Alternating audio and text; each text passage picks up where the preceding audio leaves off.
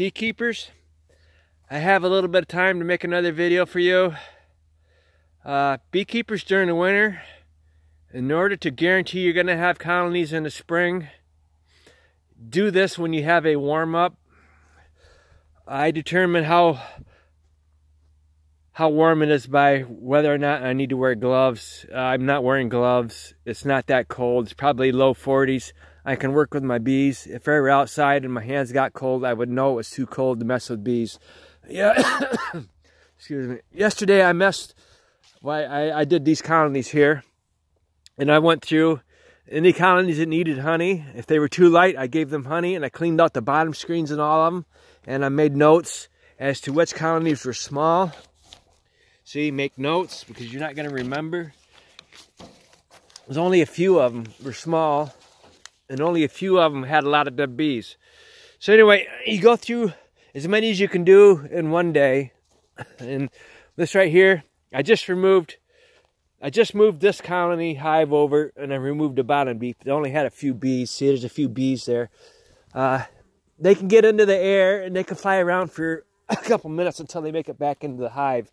But anyway, the reason why I removed the bottom deep, if there's not a lot of bees in there, is I know the colonies are dying during the winter from the toxic chemicals that crop farmers put into the environment. It's in the pollen, it's in the honey, it's in the wax. So my colonies are getting small all winter long. If I end up with a small colony, I don't want to have a big hive because it's more difficult to move it around. I can't lift that hive, but I can lift this hive here. Excuse me. So anyway, I'm gonna pause this now.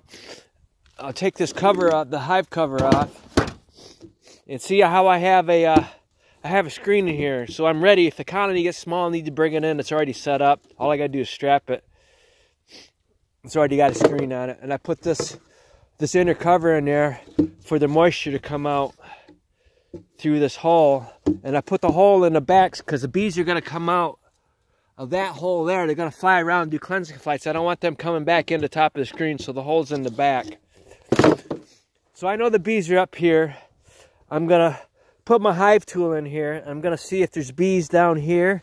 If there are no bees, or not a lot of bees, I'm going to go ahead and I'm going to set this hive onto that bottom screen.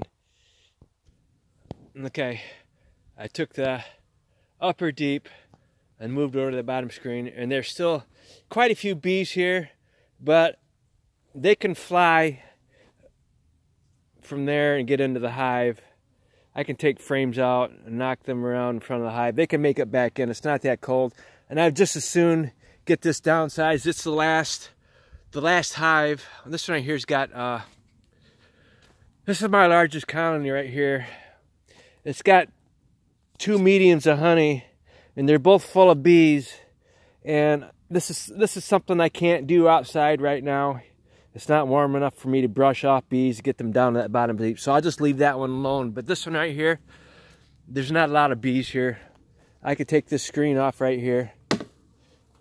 See how the bees are flying around? They'll make it back in. And the colony is nearly not that small. And let me jump over here. What I do is I got my sugar here. I look and I see how much sugar they have.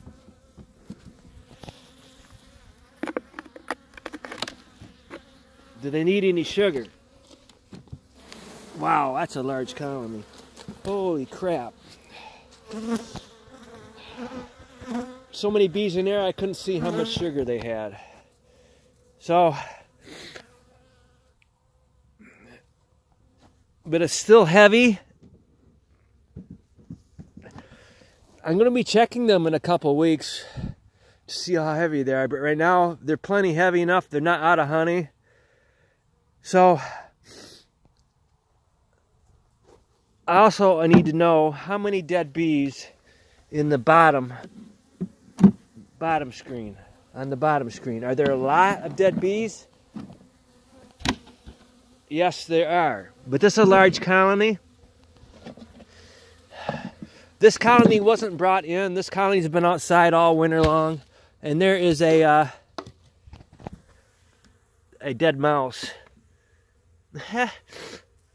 Why did it die? That's a good question.